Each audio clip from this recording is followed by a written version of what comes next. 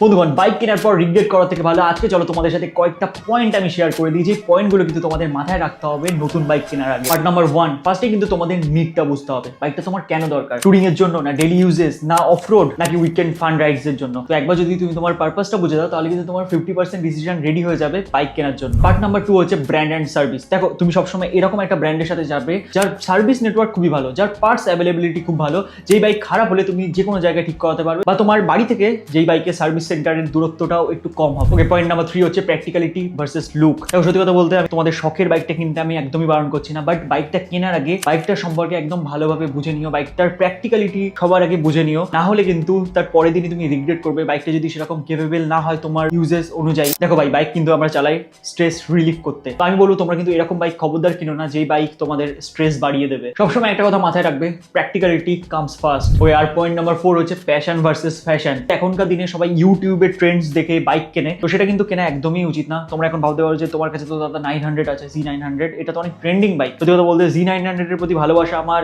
যখনও বাইকটা ট্রেন্ডিং আসেনি তখন থেকেই। আজ থেকে প্রায় 5 বছর আগে আমি শিলিগুড়িতে বাইকটা ফার্স্ট দেখেছিলাম, আর তখন ইনলাইন 4 সিম্ফনির প্রেমে পড়ে যাই। আর ভাই তখনই কিন্তু আমি ঠিক করেছিলাম যে লাইফে কোনোদিন তো এই জিনিসটাকে অ্যাচিভ করতেই হবে। আর সেই বাইকটা অ্যাচিভ করার জন্য কিন্তু আমি ফার্স্ট কিনেছিলাম অ্যাডভেঞ্চার 390, যেই বাইকটা না কিনলে হয়তো আমি কোনোদিন Z900 কিনতেও পারতাম না।